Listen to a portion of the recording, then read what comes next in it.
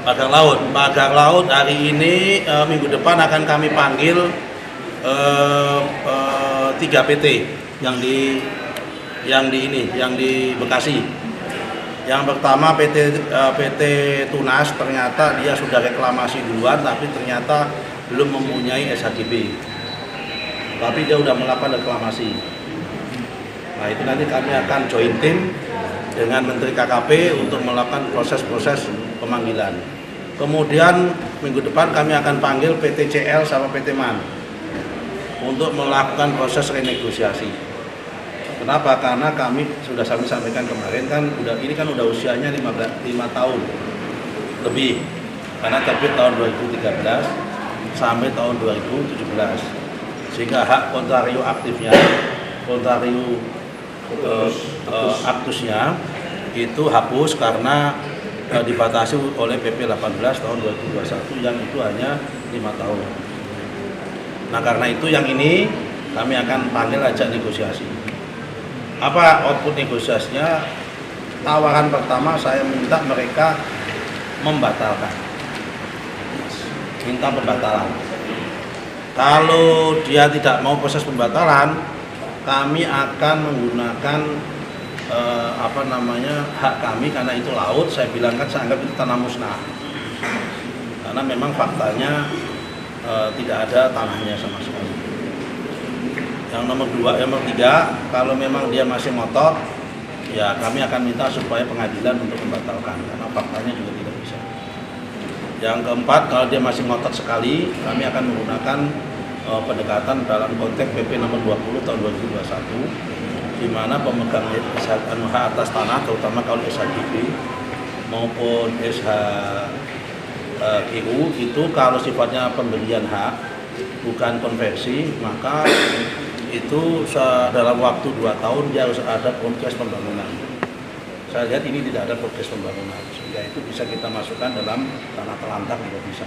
Sedang kita kaji opsi-opsinya, nggak mungkin saya semua sampaikan menyangkut masalah strategi. Yang intinya adalah kami berusaha supaya itu batal lah, itu aja intinya. Ini tinggal masalah proses pembatalan, tinggal masalah pilihan-pilihan skenario pembatalannya. Nah, kalau soal masalah pilihan skenario pembatalannya, maka kami menggunakan itu masalah dapur kami, rahasia kami. Karena kalau saya sampaikan semua di publik nanti akan di-challenge di pengadilan. Kemudian yang terakhir, yang kelima, kami sudah perintahkan Pak Irjen untuk menginvestigasi masalah ini dan hari ini sudah mulai dipanggil kepala seksi pengukurannya yang di Bekasi. Kemudian karena dari sekian banyak sertifikat itu 581 hektar itu ada sekitar 25 hektar yang sertifikatnya itu diterbitkan oleh Kakanwil Bogor. Karena itu kita juga sedang akan memanggil mantan Kakanwil yang ada di sana dan pihak-pihak yang terlibat di sana. Karena ini sifatnya di Kanwil pasti akan melibatkan ada panitia B. Dan pasti kita akan juga panggil lihat bagaimana duduk perkaranya di panitia B. Kalau nanti sekiranya akan ada ditemukan unsur-unsur mens rea dan unsur-unsur kesengajaan dan unsur-unsur tindak pidana, maka kami akan koordinasi dengan APH. Kami sudah sampaikan kemarin di Bekasi, bukan orang lain yang akan melakukan menyerahkan kami, tapi saya pribadi sendiri yang akan melakukan. Kalau kelanjutan pembatalan sertifikat yang dipakai lantaran sudah ongoing proses. Ya kan, sekali lagi membatalkan sertifikat itu tidak gampang, tapi tetap kita lakukan. Kenapa tidak gampang? Karena setiap proses pembatalan itu berpotensi di-challenge di betul. Nah, karena itu kita harus ikuti langkah-langkah prosedur. Endingnya, yang penting endingnya saja. Endingnya semua sertifikat yang di luar garis pantai endingnya dibatalkan. Itu aja. 50 ya Pak yang pertama dibatalkan. Yang udah itu 50. Yang pertama berapa? Belum kami cek. Tapi itu ikuti endingnya saja. Kalau kamu ikutin prosesnya nggak akan ini. Nah, kamu nggak akan mampu ngikutin karena itu kan prosesnya tiap hari bergantung. Jadi yang penting endingnya itu semua yang ada di luar garis pantai akan dibatalkan. Tapi membutuhkan proses waktu. Ada target nggak Pak? Semuanya clear?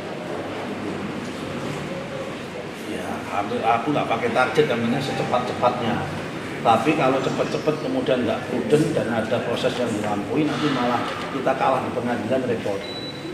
Kita yang penting kuat tapi cepat. Ada arahan khusus nggak sih Pak? Kemarin kan sempat ketemu sama Pak Presiden ya Pak? Terkait PGWT ini ada arahan khusus nggak? Ya kalau itu ada ya nggak bisa saya sampaikan. Namanya arahan khusus.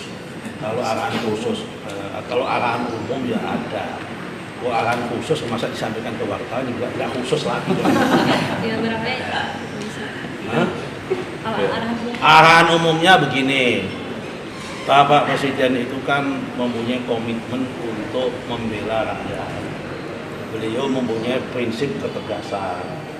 Ya kita sebagai pembantunya beliau dan atas arahan beliau pasti menegakkan ketegasan itu dan tidak pandang bulu.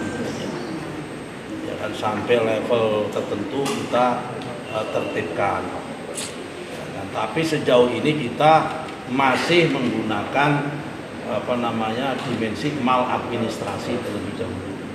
Kenapa? Kalau menggunakan dimensi pidana dan sebagainya itu bukan ranah kami, tapi itu ranahnya APH.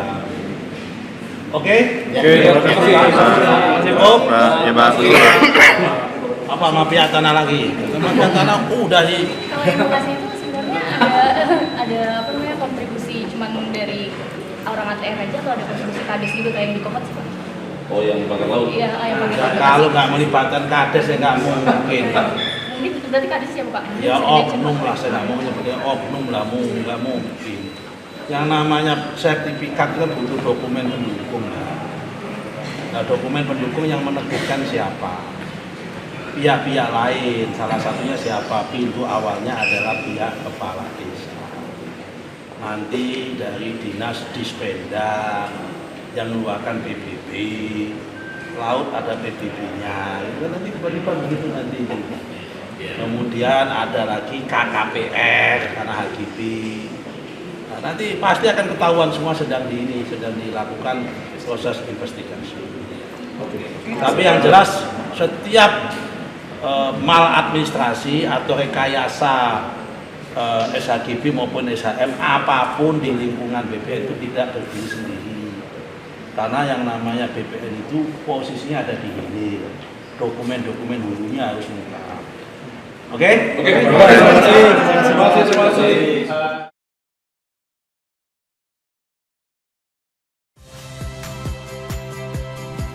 Saya Harjuno Pramendito.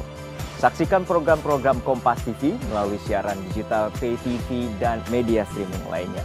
Kompas TV, independen, terpercaya.